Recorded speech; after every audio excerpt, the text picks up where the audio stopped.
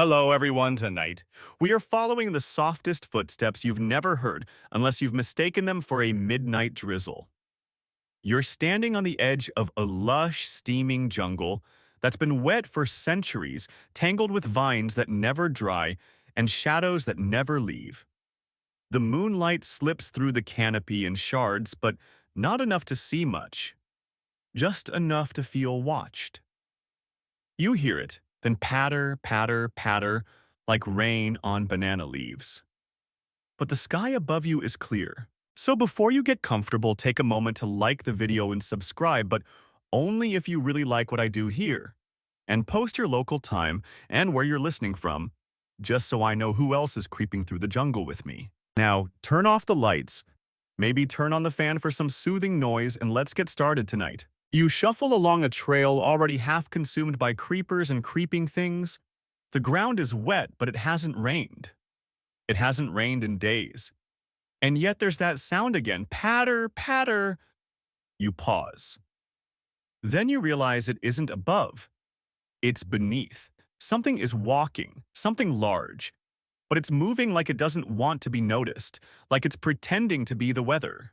You crouch behind a palm that's as wide as a minivan and squint into the gloom. The sound stops. For a full minute, nothing moves. Even the air forgets to breathe. And then it resumes. A gentle rhythm never rushed, never dragged. It sounds like someone tapping their fingers across a hollow gourd. Or rain that only falls in one direction. This creature, this dinosaur, is not stomping. No cracking twigs, no rustling underbrush. Its feet land with just enough pressure to ripple through puddles, but not enough to splash.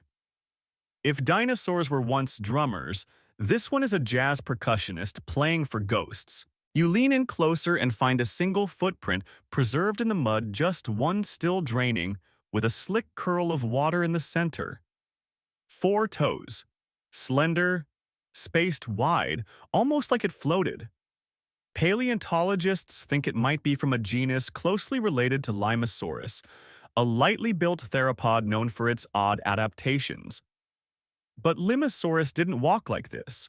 Not this delicately, not this thoughtfully. Here's your first odd fact for the night.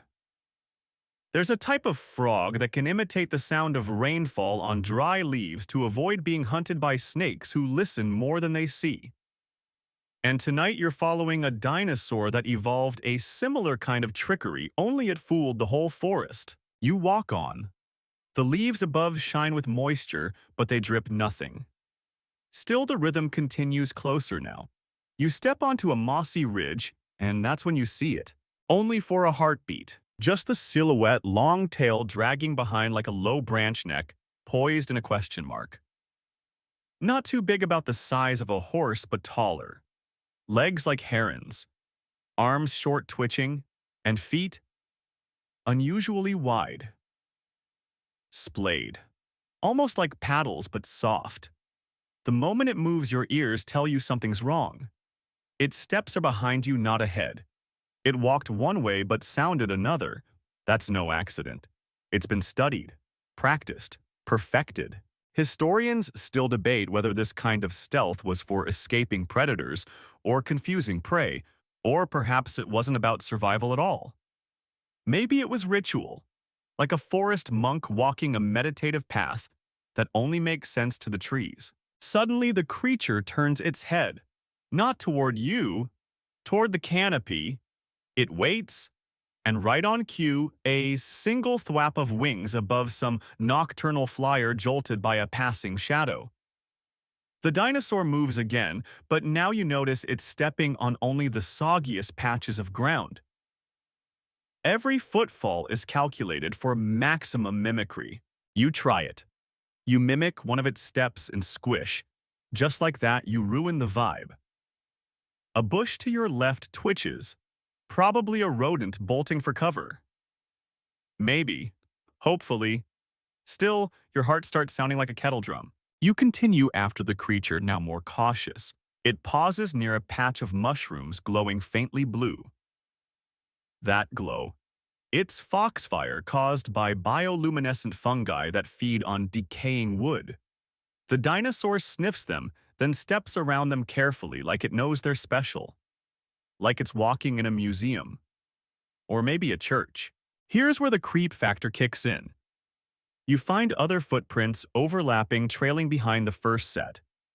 Not human, not matching, could be juveniles or even different species, but they follow the same pattern. Some steps intentionally echo the rhythm, like they're learning a dance. And that raises a question that no one can answer. Was this a loner or a teacher? The jungle thickens. The soundscape changes. Tree frogs chirp in sequence. Cicadas begin a slow rising wave. But beneath it all, the same patter-patter persists, steady as a heartbeat. And then, just as you're settling into the rhythm, it stops. Not fades, not slows, stops. Even the frogs hush. It's not just you. The jungle felt that. And you're left standing in the sudden silence, trying to remember if it was ever really raining at all. You don't move at first, because whatever just stopped that rain sound, whether predator rival or simply the thing you're chasing deciding to vanish, has left the forest on pause. And nothing is more suspicious than a quiet jungle. Not even your 7th grade math teacher staring at you after a pop quiz. A wet hush clings to everything. You tiptoe forward following the last footprint. It's there, sort of. Just one more impression half filled with water and moss. The edges aren't crisp anymore, almost like they're dissolving. And by the time you take 2 more steps, even that's gone. The trail has blurred. Not dried, not swept. Just smudged, like the forest hit undo. You kneel beside a trunk streaked with claw marks. Fresh. Not deep, but deliberate. Maybe a territory mark. Or maybe a warning. As your fingers trace the grooves, a breeze shifts above, and something soft lands on your head. A leaf. Nope, something worse. Bird poop? You mutter to yourself quietly. Of course, but nature doesn't care about your dignity. You stand and notice something peculiar. Every trail this creature made seems to fade a few steps behind it. It doesn't leave a path like a trampling sauropod. No crushed ferns, no bent reeds. It's like it walks through the world asking permission, and the world forgets it was ever there. Here's your historical fact for the night. In some swampy regions of the late Jurassic, seasonal floods could wipe entire animal tracks within hours. What seems like fossil silence today was once bustling life erased by a single tide. What you're seeing feels like a living version of that self-erasing steps. There's a flicker of motion to your right. You swing your gaze and catch a shimmer through the ferns. It's that creature again, just its tail this time sliding like a wet ribbon between fern stalks. And that sound returns patter, patter. But when you spin around, nothing, no body, just sound. You move faster now, slipping through the muck. The air smells sweet and sour. Fermented fruit mold, old wet bark. It reminds you of a high school gym bag left out in the rain, only somehow sacred. You catch another trail of footprints, but they've changed. The spacing is tighter, more erratic. Almost nervous. Up ahead, a stream cuts the path. The water's only ankle deep, but running fast like it knows something. You hesitate, then step in. Cold. The current pulls against your calves, daring you to fall, but you spotted across the stream a single footprint in the clay, perfectly framed by moss. This one hasn't faded yet. It's the shape that stops you. Wider than before. Longer. And there's a second set beside it, smaller, almost delicate, 2 individuals. One big one, smaller or younger. You blink. Are you being led? You clamber onto the bank and stare at the tracks. The 2 sets walk side by side for several feet, then the smaller ones vanish again. Either they split up or the second one never really walked at all. Carried, lifted, or just imagining things. Historians still debate whether certain dinosaur species moved in parental pairs or if most were strictly solitary after hatching.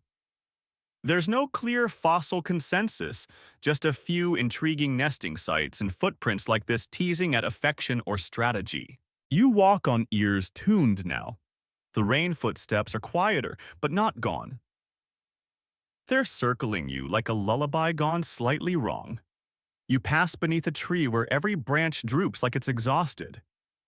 And then snap. Not loud, just wrong. Like a stick breaking that shouldn't have existed in this wet soil. You freeze. A pair of golden eyes blink at you from the underbrush, and blink again, and again. 3 pairs now. Predators, maybe. More of the rain walkers, possibly. Or something else entirely. Their heads are low, almost dragging the ground, and then the pattering resumes behind the eyes, which means the dinosaur is still moving. The eyes don't follow you. They stay perfectly still, watching, judging, and then they melt back into the dark. No sound, not even a hiss. You hate that more than the idea of a chase. You stumble into a clearing, breathing hard. It's round. Too round. The grass grows in spirals. You pause, then realize it's not grass, it's worn-down moss.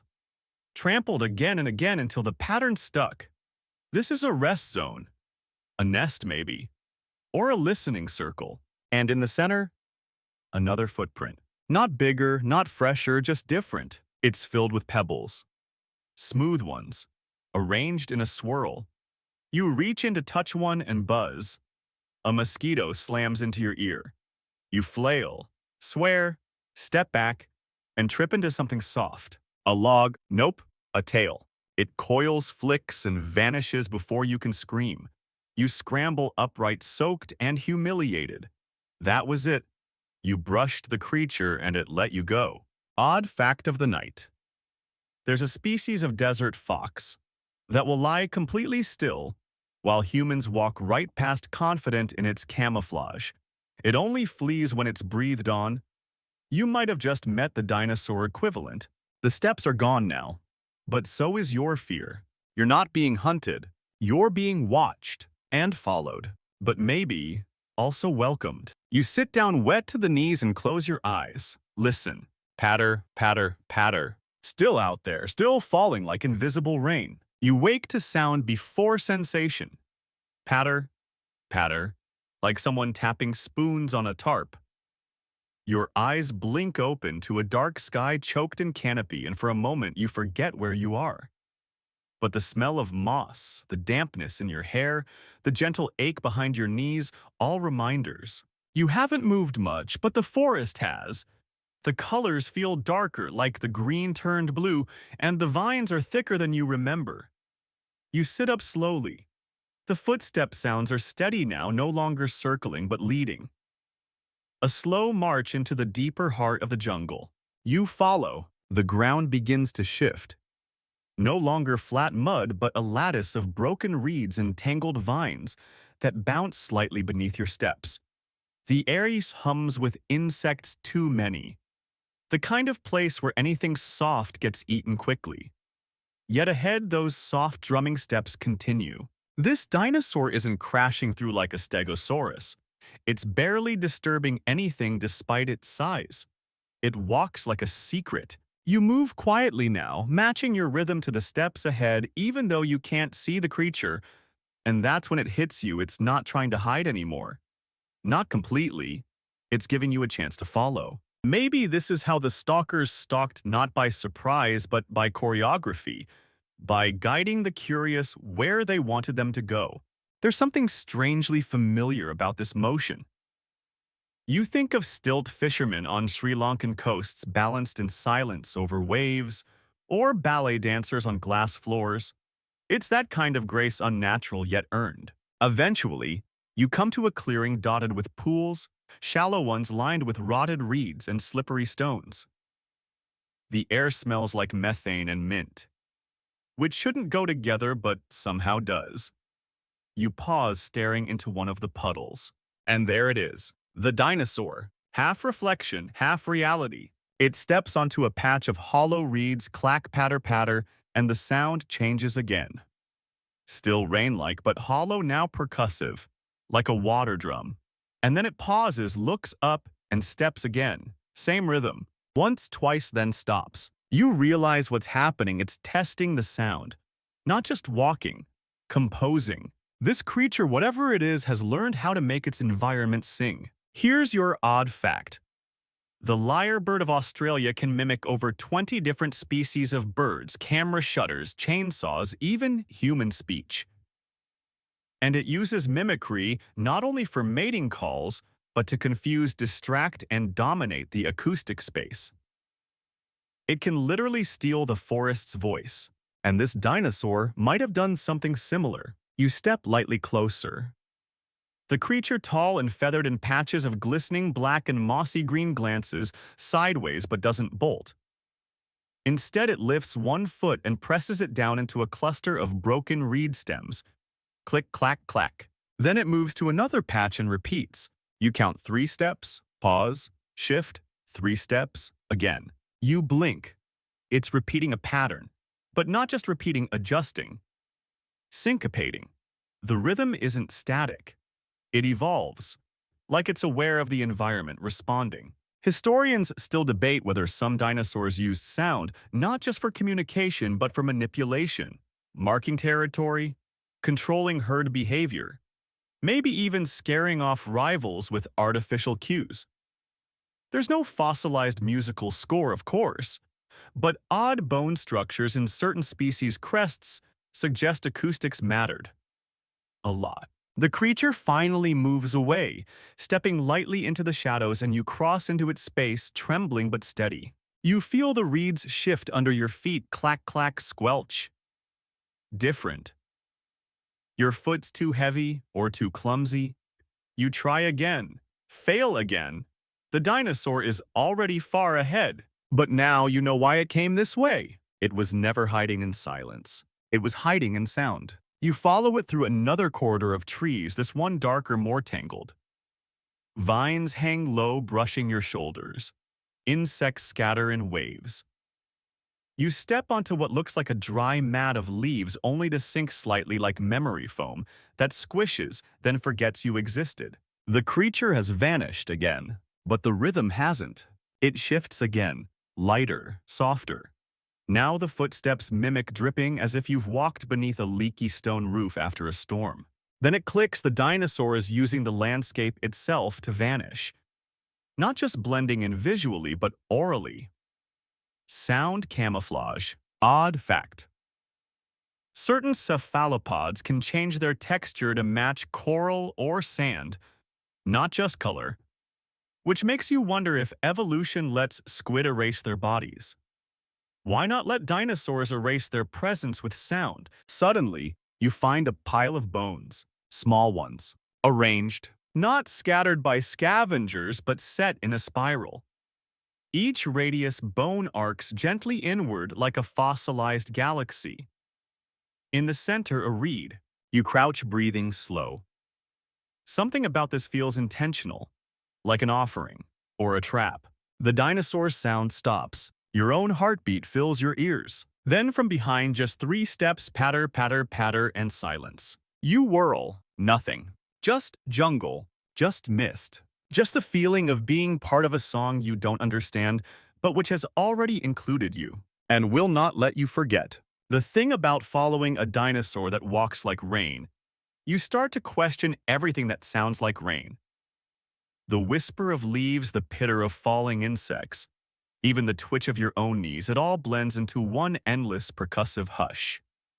You can't tell what's a threat and what's just a frog farting on a lily pad. Still, you press forward because that's what people do when they're too curious to survive. You're deeper now. The trees are thicker bowed like old priests. Moss covers everything.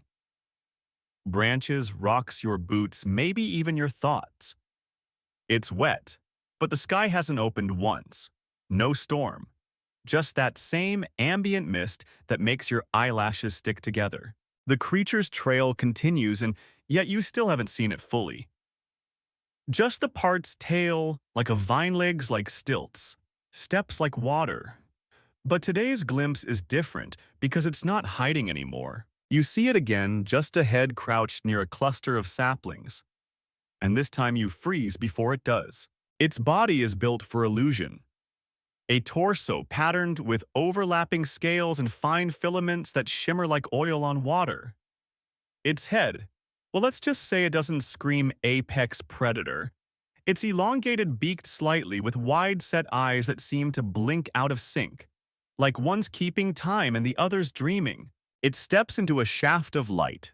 The rhythm of its feet becomes clear now. Patter, pause, patter, patter, slide. Over and over. And here's the kicker, it's not random.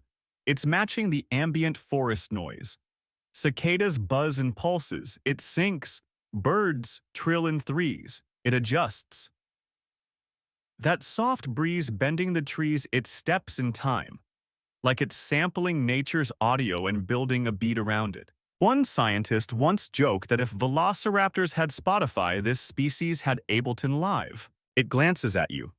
Just once, you blink, and it's gone again. But the trick is this, now, you hear it even when you don't see it. Its rhythm has trained your ears. Historians still debate whether camouflage in dinosaurs was mostly visual or multisensory. Some argue they masked scent and temperature signatures. Others suggest dinosaurs like this one evolved to vanish in every sense by blending into the full environmental symphony. You creep forward and discover something new. The creature hasn't just adapted to sound, it's creating it. You notice branches have been stripped clean in certain arcs. Not eaten, plucked, cleared. So when wind moves through them, they whistle. It's modified its habitat. You're in its soundstage. Odd fact, male satin bowerbirds decorate their mating arenas with color-coded objects. Blueberries, bottle caps, even scraps of plastic, all to appeal visually to mates. This dinosaur might have done something similar, but acoustically. You step into a clearing and realize the ground is covered in wide sponge-like leaves. Each one muffles your steps except for the narrow trail in the middle, where the leaves are flipped slick side up. Walk there and your feet squeak like wet fingers on glass. That's when you hear them again. Not one but three creatures now. They emerge not from the brush but from the sound. As if the jungle opens a speaker and out they walk. One large, two smaller, all stepping in time, all poised, synchronized. They move like dancers performing for no audience save the wind. You crouch low, not out of fear but reverence. There's something holy about it. Even the bugs seem to agree. One of the smaller ones, maybe a juvenile, misses a step. The rhythm breaks for a breath. The big one stops, turns, and taps its foot. Just once. Not hard, but enough to reset the beat. They all resume. Perfect tempo. This is not a game of survival, it's a performance. You watch for what might be 20 minutes or 2 hours. Who knows, you left your phone somewhere back in the leech-infested swamp. But eventually they disappear behind a curtain of mist and only the sound remains. Except not quite. Because now you're hearing it differently. Not as steps, as camouflage, as communication, as shape. That rhythm they use, it doesn't just hide them. It tells you where to look without showing you what you're looking at. A reverse echo. And for the first time, you begin to understand how this creature exists by convincing every predator, every prey, even the wind itself, that it's just another part of the cycle. Here's your academic brain bender. Some argue ancient ecosystems weren't just physical networks, but sonic ones. Creatures evolved not just to see and be seen, but to listen and be not heard. The rainforest wasn't a theater, it was a choir. You leave that clearing with the rhythm stuck in your head like an old lullaby, one you never heard as a child, but that somehow impossibly still feels like it belongs to you. You move with more caution now, not out of fear, but respect. The way you tiptoe over roots and slide around puddles, you might as well be auditioning for the local interpretive dance troupe. Somewhere along the way, your footfalls have changed. Softer, slower, and worse, you've started matching the creature's rhythm without even thinking. It's like the beat got under your skin. The jungle opens into a wide basin shaded by palms tall enough to scrape the sky. Light filters in through a veil of fog, and your breath catches not from exertion, but awe. The air here feels different. Still, pressurized, like you've stepped into the eye of something ancient. Then you hear it again.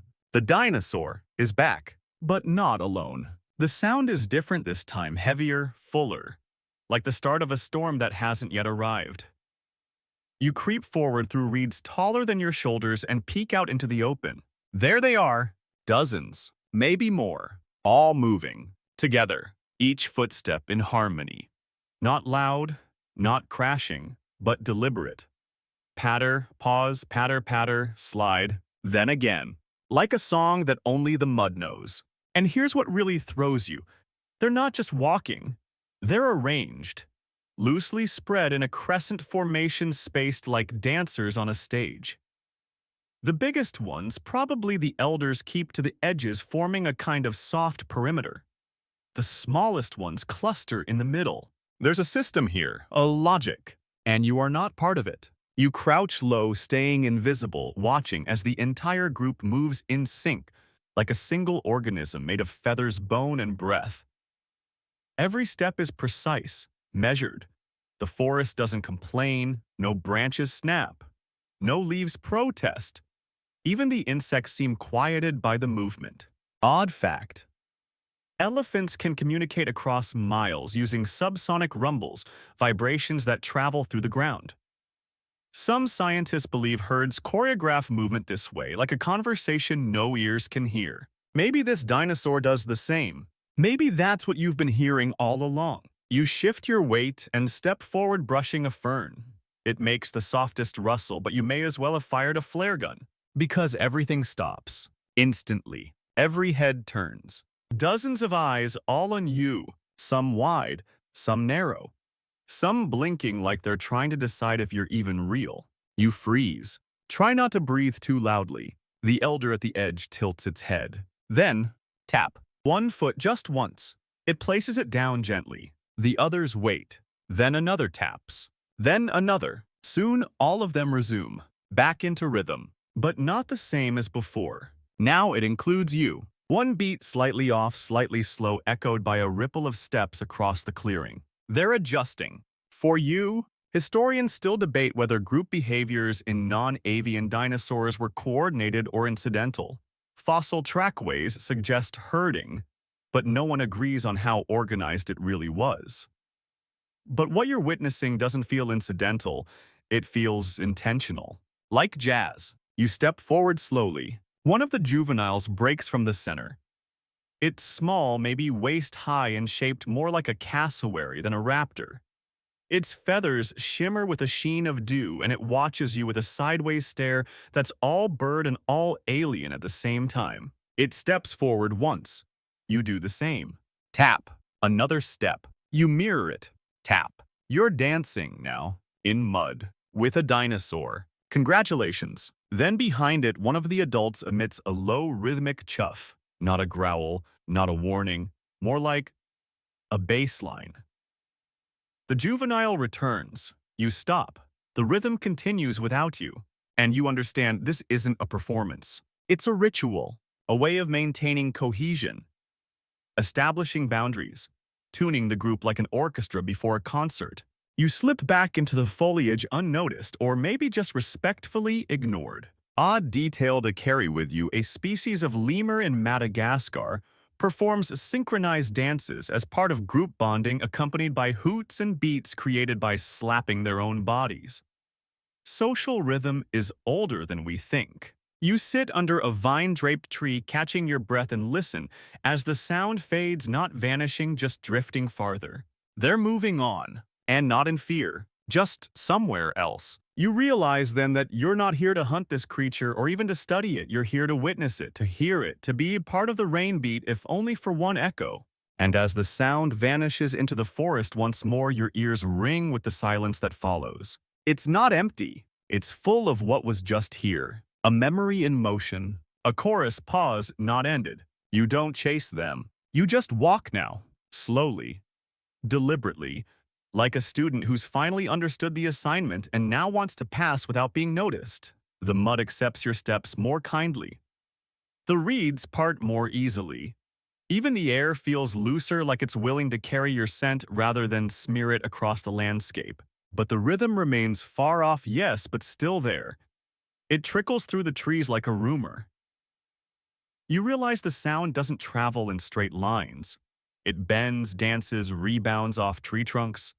It ripples across the flooded grove ahead like the surface of a dreaming lake. You wade in without thinking. The water is warm, shallow, and clear enough to reflect your nose hairs. Lily pads drift lazily across the top, each one supporting a small frog who looks vaguely disapproving of your presence. One of them actually chirps cheep, then immediately plops into the water like it regrets being seen. You're not here for frogs, though. You hear it again, patter, patter, squish. Then it changes. Not louder, just different. There's a pace now, a logic. The rhythm builds like a drum line warming up. Soft at first, then intricate, complex. And as the footfalls echo off trees and water, you notice the forest answers. One reed trembles. A heron lifts off in silence, and then you see it, just barely. One of them steps onto a hollowed log submerged just under the surface. Its foot lands with a bloop, then rises without a splash. Then another, and another. They're using the water to extend their sound, creating echoes, crafting patterns that travel further, like long-distance messages. Here's your historical fact. Certain indigenous groups in Papua New Guinea use slit drums, carved from tree trunks, to send messages through the forest. The vibrations carry for miles. Some can even distinguish entire sentences from the drum beats. It's a language made of rhythm. And here among these dinosaurs, you're hearing a version of that. This grove is their amphitheater. You duck beneath a low branch and find a mound artificial, definitely. The slope is too clean, the surface packed with alternating strips of dry moss and bark. It's not a nest, it's a stage, and the reeds around it trimmed, not eaten, groomed. Then comes a moment you weren't expecting. One of them steps up onto the mound. This one is different, larger, sleeker. Its posture proud but not aggressive. Its feathers shimmer like wet graphite, and its toes splay with slow precision. It raises one foot, pauses, then strikes. Pat. Another pause. Pat, pat. Then nothing. The forest waits, then answers. A distant echo, 3 taps, then silence. The dinosaur turns its head, foot still lifted, and repeats, "This is call and response." It's not a solo. It's a conversation. You crouch so low your knees complain. But you can't look away, because across the grove from beyond the thick ferns comes another dancer, smaller, younger. It mirrors the steps hesitantly at first, then with more confidence. The two creatures circle the mound, responding to each other's beats with careful timing, like a metronome shared between strangers. It's not fighting, it's learning. They're teaching. Through sound. This isn't rare among birds. Some species of parrots teach young ones to vocalize through repetition and callback. But among dinosaurs, there's no fossilized lesson plan. Just these steps, these sounds pass through generations. Historians still debate whether non-avian dinosaurs had cultural behaviors. Patterns passed not through instinct but imitation. We know some had complex brains. We know some lived in groups. But whether they danced, sung, taught, that's all speculation. Until now. Because you're watching it. Right in front of you. A mentorship made of footfalls and rhythm. And you're crying. Just a little. It sneaks up on you. Not because it's sad, but because it matters. Because the idea that something ancient and reptilian could choose to communicate through rhythm, through art, makes the world feel deeper. Like time isn't just a straight line, but a loop. Like maybe we didn't invent music. Maybe we remembered it. Odd fact. There's a species of palm that releases pollen only when specific sounds vibrate through its trunk, often caused by the flapping of bat wings. Sound creates bloom. So why wouldn't a footfall create connection? You lean back and let your weight press into the moss. The air shifts. The dancers move on. Their rhythm recedes into the flooded grove where echoes ripple across water and bounce off leaves like slow applause. You're alone again. But not really, because now the jungle has rhythm, and so do you. You move again, but now with a rhythm that's not entirely yours. You catch yourself stepping in patterns, 2 soft presses, a longer glide.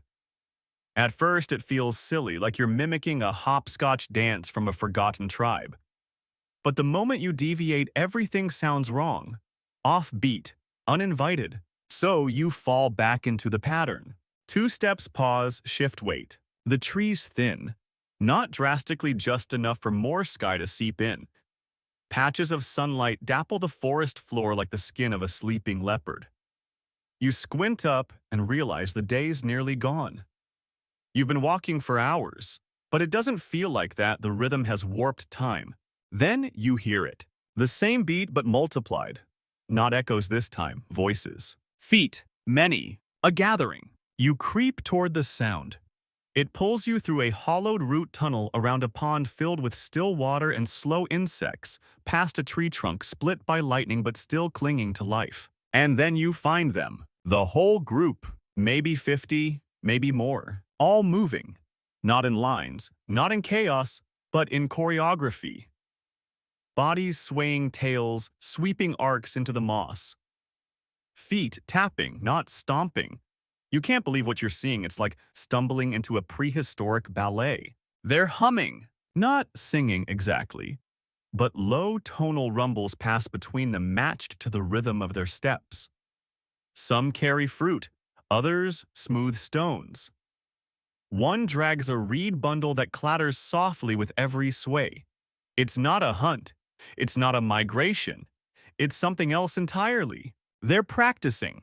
There's a word that flits through your brain like a moth entrainment.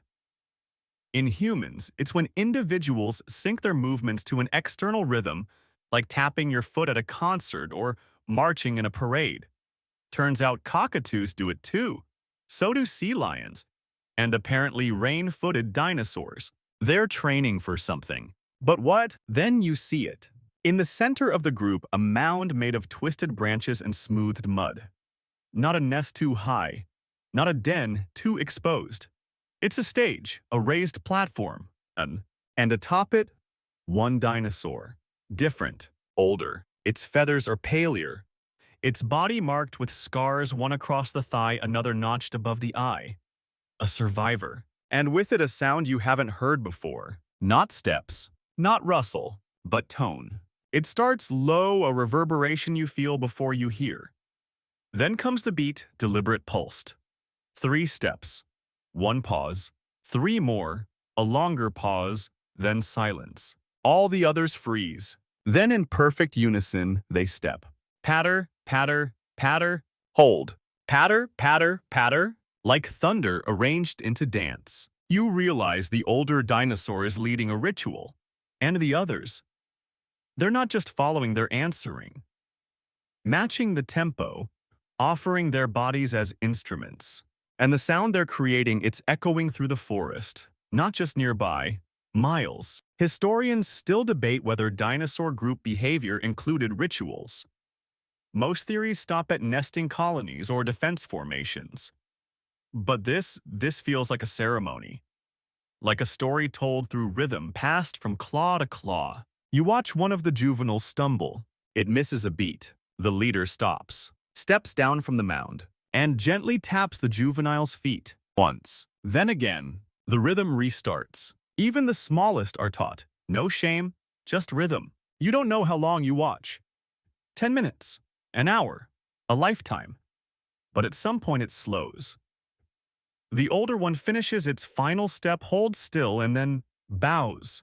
Not dramatically, just a dip of the neck, a breath of thanks. The others scatter silently like seeds in the wind. Odd fact. In some cultures, music is never performed solo. It only exists communally. Sung, clapped, danced, remembered by many. One voice never carries the whole truth. Neither does one dinosaur. You sit there stunned as the clearing empties. Only the leader remains. It looks at you, eyes wide, soft. Then it taps its foot once. Not loud, just a whisper of a drum. An invitation. Then it too vanishes. Back into the jungle. Back into rain. And you're left with the sound inside your chest beating like a drum carved from ancient wood. You don't even realize it's not raining until you stop under a canopy and look up. The leaves are dry. The sky still heavy with mist hasn't opened once. And yet, all around you, everywhere the forest sounds like it's under a slow whispering downpour. But it's not. It's just feet. Hundreds of them. You've wandered deeper now into a flat expanse where the undergrowth has been trampled into soft channels.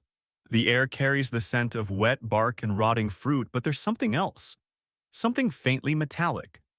Like blood or rainwater caught in rusted leaves. And the sound grows louder. Not louder in volume, but presence. Like stepping into a room full of murmurs and realizing they're all about you. Patter, patter, patter. They're walking, not fleeing, not charging. Walking. You crouch behind a crooked tree and peer out. The ground ahead is churning gently rhythmically, as dozens of the rain-footed dinosaurs step in careful sequence across the sodden plain, some in tight clusters, others spaced far apart, but all in perfect time. It's mesmerizing and a little terrifying, because this is no migration. This is a false storm. There's no rain, no clouds parting, no wind brushing your cheeks. But if you close your eyes and listen, you'd swear you were in the middle of a summer shower. Drip, drip, patter, patter, patter. They've made a storm with their feet. For what purpose? At first, you think it's protection. Maybe the sound confuses predators, makes the herd sound bigger, more intimidating. But then you notice something stranger. As the beat intensifies, the other animals respond. Birds stop calling. Frogs go quiet. Even the insects change pitch, buzzing in sync like backup singers waiting for a cue. Odd fact.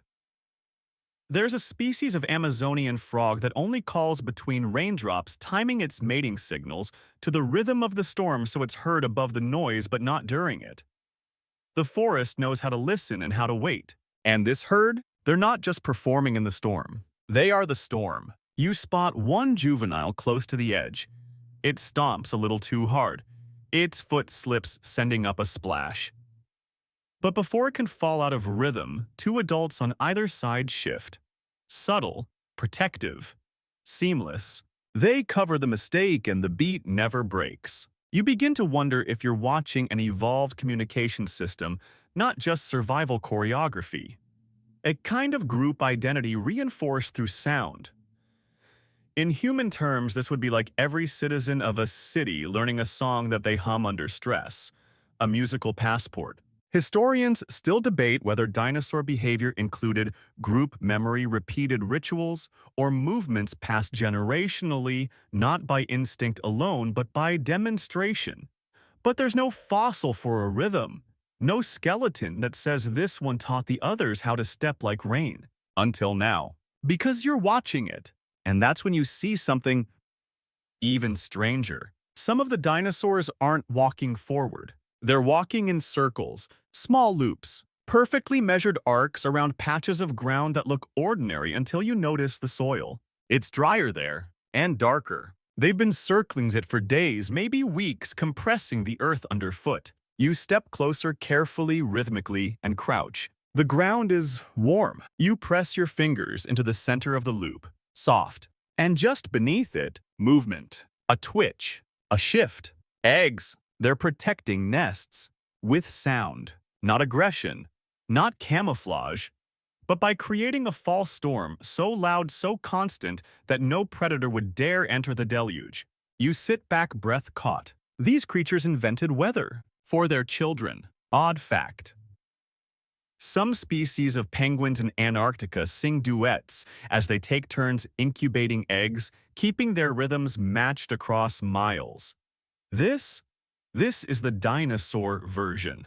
And then the sound slows, just slightly. The storm calms. The herd continues stepping, but the rhythm stretches. Pauses grow longer. Intervals expand. It's like dusk settling into music, like a metronome winding down. And one by one they drift into the mist. The beat continues, but from farther and farther away, like a storm receding. Or maybe just sleeping. You're alone now, but not quite. Because around you, the ground still pulses. The soil still holds the echoes. And beneath it, new lives grow rocked gently by footsteps meant to sound like rain. You stay a while, longer than you planned, longer than you should. The kind of long that makes moss start growing on your boots and a millipede nest in your backpack. But it doesn't matter, because there's something here, something underneath the quiet that keeps pulling you in. The fall storm has passed, but the rhythm hasn't fully vanished. It lingers like the aftertaste of thunder. Each gust of wind seems to bring a phantom footstep. Each sway of a branch feels like the memory of movement. You keep walking, alone now, but still in time. Then you hear it again. The beat. Not the stomping herd, not the teaching circle.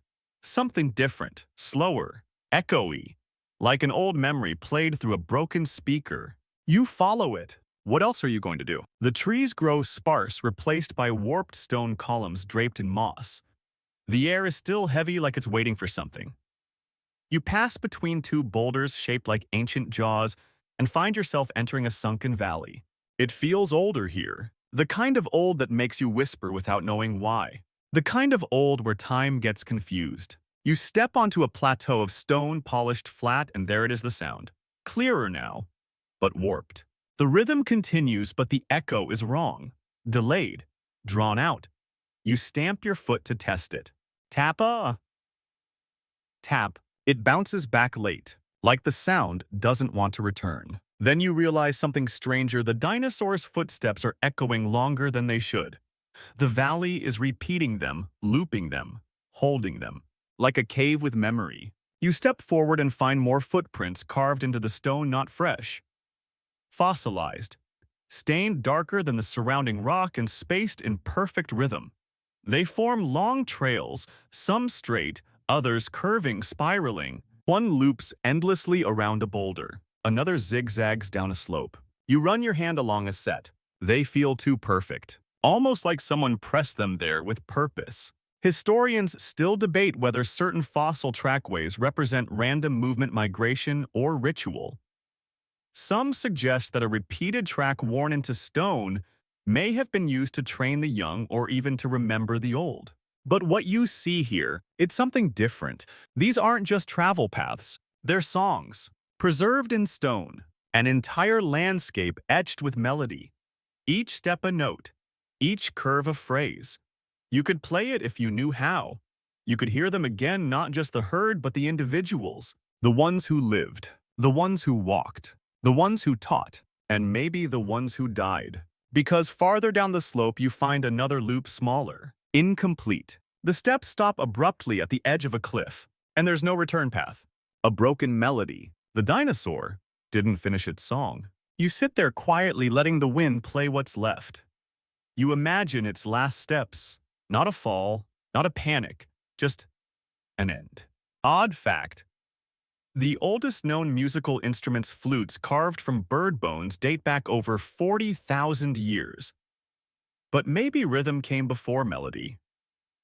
Maybe a step was the first note, a walk the first song. You close your eyes, and you hear it again. The dinosaurs' steps, still echoing, still falling. But now the rhythm feels different, softer, slower, like time itself is keeping tempo. And you, just a visitor, just a pair of borrowed ears, are finally listening to a song meant to outlive its singer. You wake up to no sound, and that's worse than anything. Not silence, absence, the kind that makes your ears itch and your skin hum like they're trying to fill the gap. Even the bugs are quiet. Even the air seems to hesitate. You're alone in the fossil field now. The rhythm has stopped, for real this time. You stand slowly, brushing stone dust from your legs. The loops of fossilized footfalls around you haven't changed. Still spiral, still deliberate, still mysterious. But something's missing. You strain to listen. Nothing. Not even a phantom patter. And that's when the chill hits you. Not on your skin, but in it. The kind of cold that isn't about temperature. The kind that says you are being watched by something that remembers more than it should. You turn. There are no creatures, only pathways. You begin walking again down a new trail carved into the stone. The footfalls are deeper here, etched more forcefully, and they're not graceful anymore. No more soft landings. These are panicked, scattered. The dinosaur was running. You trace the path as it weaves through the canyon into darker brush. The jungle reclaims its hold vines, hanging low roots, clawing at your boots.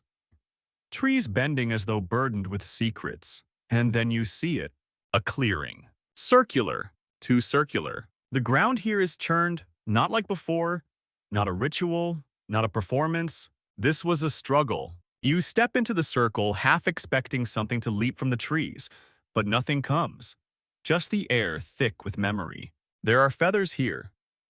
Old, decayed, but still clinging to the mud. And bones crushed flat by time. Not scavenged, flattened, as if trampled but not by predators, by others. You kneel sifting the muck and find more tracks. Dozens. Not the soft patters of rain-stepping creatures, but heavier prints. Deep, sharp, urgent. Something chased them, and the storm could not save them. Odd fact. In some species of gazelle, when a predator is near the herd, will begin starting a rhythmic bounding that seems inefficient but actually serves as a signal. A kind of group declaration, we see you. Maybe these dinosaurs did the same. Maybe their rhythmic dance wasn't just for art or comfort. Maybe it was their defense. You follow the deep prints as they scatter back into the jungle. The terrain gets rougher. The sounds come back, but not the ones you want. Creaking branches, shifting undergrowth, crickets that chirp in broken patterns. You're alone, but not. The jungle feels off-key, and then you hear it. Tap. Pause. Tap, tap, not loud, not close, but wrong. The rhythm isn't fluid anymore. It's fractured, like a song played on a warped cassette. You creep toward it step by cautious step until you reach a ridge overlooking another basin. There in the center stands a single dinosaur, alone, older than the others. Its feathers are dulled, its movements slow, but it taps its foot still insistently, like trying to remember a tune it used to know by heart. And no one answers. The false storm is gone. This is just a drizzle now. One step, one pause. One stubborn echo. You sit and watch heart thudding, because you realize something gut-wrenching. This one isn't calling to a herd. It's mourning. You're hearing the grief. A soundless funeral. Not for a creature, for a pattern, for a rhythm lost. Historians still debate whether non-human animals can mourn. Some say elephants grieve. Others argue we just project our rituals onto theirs. But watching this dinosaur press its foot into the mud again and again, waiting for an answer that won't come, it doesn't feel like projection. It feels like truth. Eventually, the creature lowers its head. Steps one final time. Pat. Then it walks away. No rush. Just quiet. Like it knows no one is listening anymore, except you. And maybe the trees. You don't move. You wait until the last echo fades, until the dinosaur's footsteps are swallowed by the forest, until even the wind decides not to interrupt the silence. Only then do you rise and follow, not out of obligation, but because something in you now moves to its tempo. The trail is faint, overgrown with wet ferns and tangled vines. It's no longer a well-traveled path. This one is personal.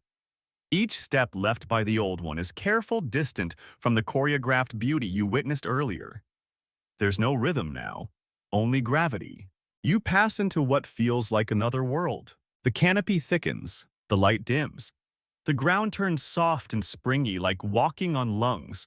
Mushrooms cluster in patches along fallen logs, small cream-colored domes, and taller red-capped towers all glowing faintly in the dim light. They pulse gently as though breathing with you. Then you hear something behind you. A footstep. You spin. Nothing. Then again, patter. You're not alone. Not exactly. And when you turn again, there it is. The creature. The dancer. Not the mourning elder, this one is different. Taller, sharper feathers glinting with dew. Its eyes lock on yours, not aggressive, not afraid. It moves with intention. It steps forward once soft, precise, then waits. You understand. It's your turn. You match its movement, placing your foot into the soil with the same care. It takes another step. Slide, tap. You follow, not perfectly, but close enough. The dinosaur circles you slowly. Not predator to prey, not even teacher to student. It's examining you. Like a partner in a duet testing your rhythm before committing to the full dance. And then it moves. Not fast, but flowing. Every step measured, arms lifting in slow arcs, tail swaying like a metronome. The footfalls begin again, patter, patter, tap. The same pattern you've heard for days now, but with something new. Elevation. You try to follow. You really do. You mimic the beat. You try to place your feet on mossy patches that squish just right. But your steps are wrong. Too heavy.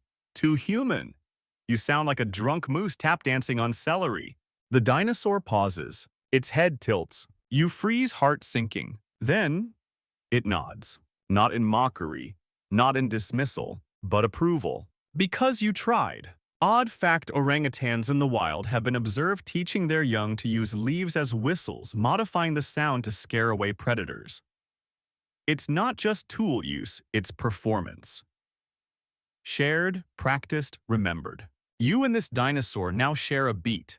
Not perfectly synced, but aligned. And just when you think it will leave, it does something completely unexpected. It kneels. No drama, just a quiet fold of limbs like bedding into a prayer. Its chest presses to the earth. Its head lowers. Then it taps its foot once, not rhythmically, but gently. The fungi nearby release a spore cloud, glowing. You gasp. It steps again, more spores, like dust made of light. Each tap becomes a brushstroke in the air, painting the mist with tiny golden sparks. This isn't just a sound performance. It's a visual one. You step forward and mimic the footfall.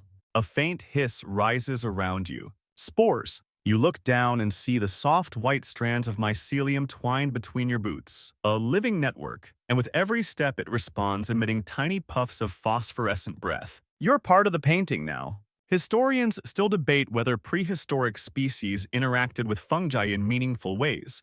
But mycologists today will tell you fungi are everywhere, listening, responding, even communicating. There are underground forests where trees talk through fungal networks. So maybe dinosaurs danced with fungi. You and the creature continue step for step across the fungal grove. Not fast, not loud, but beautiful. And in that moment you realize the footstep wasn't just camouflage, or rhythm, or mourning. It was language. It was collaboration. It was the act of being seen by a forest that usually pretends it doesn't care. The dinosaur halts, looks at you one last time, then backs away, not like it's leaving, like it's ending the song.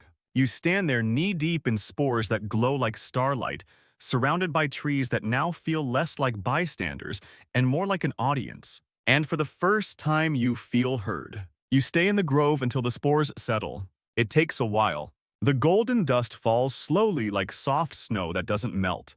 Some of it clings to your shoulders. Some finds its way into your eyelashes. When you blink, the world sparkles. You start moving again, but now your steps are different. Not just slower, thoughtful, as if each one carries a message you haven't fully translated yet. You're not walking through the forest anymore. You're participating in it. The trees begin to change. Broader. Older. Their bark smoother, streaked with moss and dark veins of fungus. Their roots stretch in wide ribbons, splitting the ground like the veins of a sleeping animal. And then you see them. The mushrooms. Not the little ones anymore. These are giants. Some as tall as your waist, their caps like velvet umbrellas. Others dangle from the trees like lanterns. Most glow. Not brightly, not constantly, but in a kind of slow flickering rhythm. Like they're responding. You crouch beside one and place your hand on its stem. It's warm. Not gross warm, but alive warm.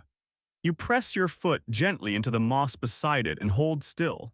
The mushroom flickers once, a faint pulse of amber. And that's when you realize you're being watched.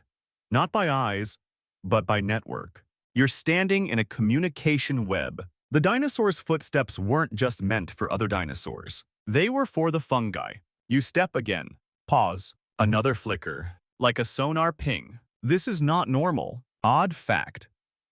Scientists have discovered that some fungi respond to external stimuli with electrical signals, tiny pulse-like bursts, not random, not meaningless, potentially informational. It's still being studied.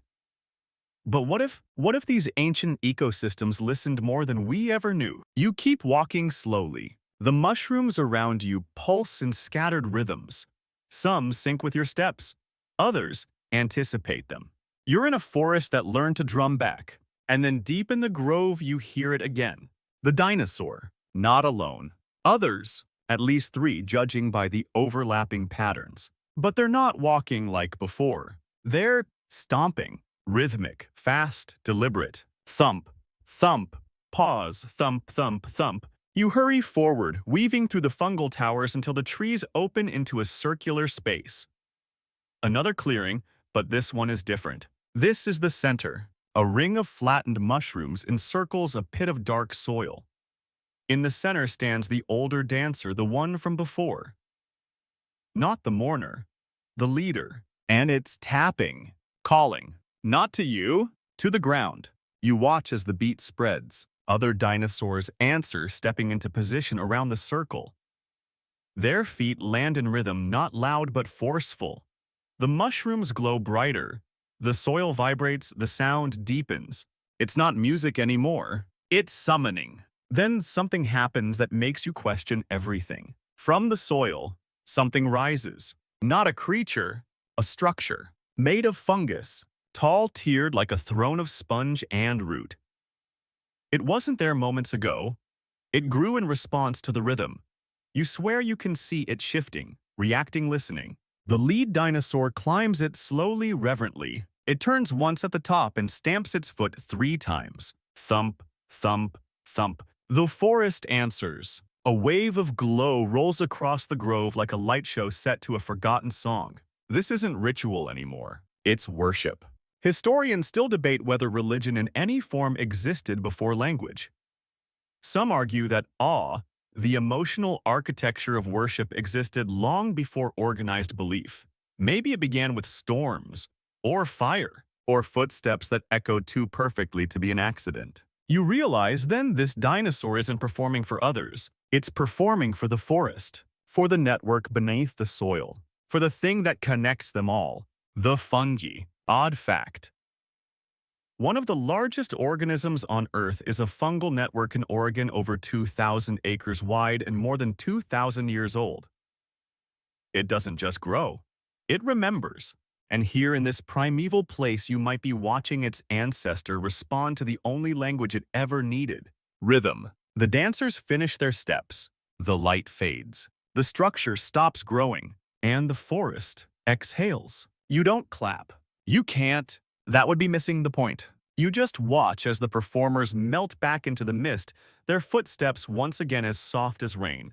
And beneath your feet, the ground still pulses. Not loudly, but enough to say, "We heard you." You sit at the edge of the grove long after they vanish. The forest is alive, but it no longer demands attention. Everything now feels like it's walking on tiptoe. Leaves barely rustle, branches barely sway. Even your breath sounds intrusive, like exhaling too loudly might ruin a masterpiece already signed and framed. But there's a problem. The sound is gone. No rhythm, no pulse, no patter, just the stillness of a jungle holding its breath. You stand, you walk, and for the first time since this began, you hear nothing. Not your footsteps, not theirs. It's like someone hit mute. You step carefully through a thick patch of undergrowth, backtracking toward where you'd first seen them gather in song. The trees are familiar, the air is warmer now. The humidity makes your shirt cling like a desperate apology. Still no sound. And that's when it hits you, not metaphorically, literally. A fruit drops from above and smacks your shoulder. A heavy one. Wet, ripe, splat. You jump, annoyed and grateful for anything that dares to make noise. But the fruit's fall didn't break the silence. It's like the sound was swallowed. You bend to pick it up, but your fingers don't reach the ground. Because that's when the silence changes. You feel it before you hear it. A pressure. The kind that wraps around your chest and whispers, "Run." You don't. Because it's not fear. It's absence. The dancers are gone. Not hiding, not performing, gone. You follow their last trail not through prints because those have already begun to blur, but through memory. Through the spaces where they used to walk, the moss that used to pulse, the trees that used to echo. Everything is wrong. You find another of the old ritual clearings, but it's empty. The mushrooms don't glow. The moss doesn't whisper. You kneel in the center and press your hand to the earth. Cold. Still, whatever danced here, whatever kept the rhythm alive, has stopped. Odd fact. Some species of fireflies synchronize their flashes in massive displays, but only for a short time.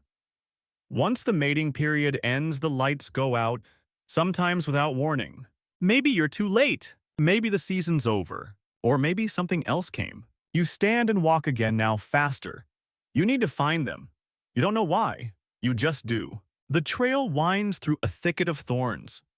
You push through, bleeding, lightly cursing with every step. Then you break into a small glade and freeze. The ground is torn, the moss uprooted, feathers scattered like afterthoughts. One large fungus split in half, oozing slow decay. No bones, no blood, but you know a struggle when you see one. The beat didn't stop on its own. It was interrupted. You walk the perimeter. Large footprints. Deep. Not like the dancers. Different. Heavier. More clawed. Predator. Perhaps. You crouch near one of the shattered mushrooms and brush the soil aside. Your hand finds a groove, a small one. A toe mark. Not deep. The beginning of a rhythm. But it ends. Just one footstep. Then chaos. You sit back. Jaw tight. Historians still debate whether extinction events were slow declines or sudden wipes. Asteroids, eruptions, ice. But for some species, maybe all it took was one night. One unexpected silence. The sky above darkens. Rain begins to fall. Real rain this time. Not footsteps. Not rhythm. Just a sky water, indifferent and cold. You stand in it for a while, trying to remember the pattern. Trying not to forget the sound. But it doesn't come. You step once. Then again. The mud makes no music, just the dull squish of loss. And you understand the rain-footed dancers are gone. Not extinct maybe, but retreated. Scattered. Hidden. Like a melody that survives only in the back of someone's mind. But someone has to keep the beat alive. And tonight, that's you. You walk soaked to the marrow into a new silence. The rain falls steadily now, real heavy, almost clumsy compared to the elegant rhythm you've followed for days. It doesn't disguise anything. It reveals everything. The broken branches, the half-finished circles in the mud, a scattering of feathers plastered to stones like forgotten thoughts, and then fossils, real ones. You nearly miss them, just lumps at first glance. But the stone is smoother here, rippled from ancient water, and across it tracks. Dozens, maybe hundreds. Some clear, some partial, some so faint they look like memories. Each one a footprint left behind like a word in a language no one speaks anymore. And you do something odd. You take off your shoes. The mud sucks at your heels like it's been waiting. You step carefully onto the stone, and you follow. The tracks weave across the open rock plain, curling like notes on a page. The further you walk, the clearer the patterns become. There are spirals here, double lines, cross-hatched paths. Some long, purposeful strides, others small, hesitant. Like the prints of a juvenile learning the dance for the first time. You begin to hear it, not with your ears, with your bones. Each step whispers of what came before. Each path tells a different version of the same story. A family, a lesson, a storm made from feet. Odd fact, fossilized footprints are often more valuable than bones because they show behavior, social interaction, speed, direction, even hesitation. You're standing in a stone diary written in steps. You place your foot inside one of the larger prints. It fits surprisingly well, not in size but in angle. As if your bones remember something your brain has forgotten. You try the rhythm again. Step, slide, pause. Step, step, wait. It doesn't feel silly now. It feels like translation. Like apology. like calling out to someone far away using only what's left behind. Then you see the final set of tracks. They veer off from the others, heading toward a rise in the rock. At the top, a single large footprint. Deep, perfectly preserved, and nothing after it. You walk to it, stand beside it, look over the edge. The drop is steep, not deadly, but symbolic. The kind of drop that says, here is where the song ends. But does it? Because beneath the ridge far below, across a stretch of pebbled plain, you see something astonishing. More prints, faint but fresh, and a new pattern. This one you've never seen before. It doesn't match the storm beat, or the morning tempo, or the synchronized herding you witnessed earlier. This rhythm is different, faster, playful, inventive, alive. You squint through the mist. In the distance, a shape moves. Slender, feathered, not running, dancing. It turns fast tail whipping in a slow arc. Its feet strike the ground in a new sequence, spraying water as it goes. It spins once, twice, then disappears into the trees. It knew you were watching. It wanted you to see. A new song, a new dancer. You scramble down the slope and step onto the plain below, tracing the fresh prints. Each one more confident than the last. And for the first time in what feels like forever, you smile. Because they didn't vanish. They adapted. Historians still debate what survived the great extinctions. Some say it was luck, others intelligence. Some say it was cooperation. But maybe it was rhythm, the ability to listen, to change the song, to make the storm walk a little faster or softer. You follow the trail for as long as you can, not because you're chasing them now, but because you've joined them, one beat at a time. The forest thins, not abruptly, but like a curtain being pulled back gently, stitch by stitch. You emerge into open space, no canopy above, just wide sky veiled with mist. The rain has softened to a fine drizzle, the kind that clings to your eyelashes and makes everything shimmer slightly off focus. Ahead, the earth opens, a shallow basin ringed with stone and draped in low fog, a place without edges. There are no trails here, no ancient prints, just smooth stone worn flat by centuries of wind and water, and the passage of creatures whose songs outlived their names. But even here you hear it, that same rhythm, tap, tap, tap, slide. Not loud, not near, but echoing from somewhere deep, a memory that refuses to go quiet. You cross the basin slowly, watching the mist shift with your steps. The air is thick with birdsong. Real birds this time. Small feathered things perched on slick boulders, chirping in uneven rhythms, like they're trying to remember something they never knew. And then, on the far side, you see it. Not a dinosaur, not a dancer, just a line of footprints. Fresh, one after the other, arcing across the flat stone. No herd, no ceremony, just one creature walking. The steps are spaced far apart, each toe mark sharp, deliberate. The kind of walking done not to survive but to be remembered. You follow. You don't hurry. You don't speak. And slowly, the rhythm takes shape again. You begin to hear it in your own body, the weight of each footfall, the tension in your calf, the roll of your heel. Not imitation this time. Understanding. The trackway ends at the base of a large stone slab, taller than a house, half buried in the earth, like the tip of a sunken monument. There are markings on it. Not carvings, not symbols, footprints, fossilized in perfect vertical relief, one after another, rising like a scale of notes frozen in time. You place your hand against the stone. It's warm, even in the rain. And beneath your palm, you swear it beats. Thump, not mechanical, not imagined, just something. Deep, old, listening. You step back, look up, and that's when you see what they left behind. A trail of prints that go nowhere, just into stone, as if the last dancer stepped into music and never came back. Odd fact, there are fossil trackways that begin in the middle of nowhere and end abruptly with no sign of struggle or return. No death, no predator, just vanishing. Some call them mysteries, some call them glitches, but maybe they're goodbyes. The mist thickens again. You feel it roll past your cheeks like a soft hand pulling the curtain closed.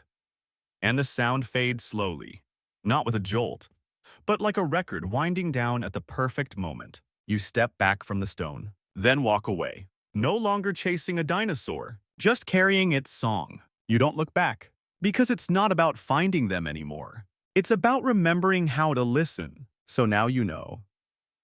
Somewhere in the wet shadows of an ancient world, there walked a creature whose footsteps didn't shake the earth, but soothed it. A dinosaur whose every step fell like raindrops, soft and deliberate, composing music across mud and moss and mycelium. You followed it, danced with it, lost it, and found pieces of it again etched in stone, echoed through forest, remembered by fungi, and whispered by birds who'd long since forgotten why they tapped their feet in the morning mist. What began as camouflage became ceremony. What looked like survival became choreography. And what felt like loneliness turned out to be a rhythm shared. This was never just a creature. It was a conversation. One that never raised its voice. One that simply asked, "Are you listening?" And now that you've heard it, really heard it, you can't unhear it. You'll find it in dripping gutters, in the beat of your socks on cold kitchen tiles, in the way crowds walk together without meaning to. You'll remember the steps, the slides, the silences between beats.